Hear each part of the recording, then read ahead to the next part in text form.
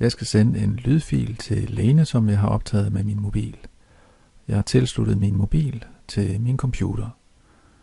Jeg skriver lige, når jeg opretter en ny besked, et emne, min tyske indtaling. Så vælger jeg, hvem det er, der skal være modtager. Det er jo Lene. Og klikker på OK. Og så skriver jeg lige en lille besked til Lene.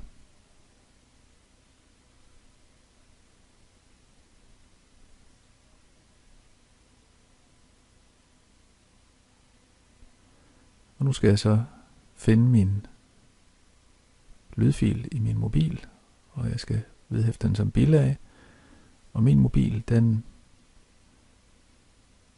opfører sig som et G-drev, og jeg skal ned i den mappe, der hedder My Documents, My Recordings, og så hedder min lydfil, den hedder tysk AMR, og den vælger jeg, og så klikker jeg på send og OK.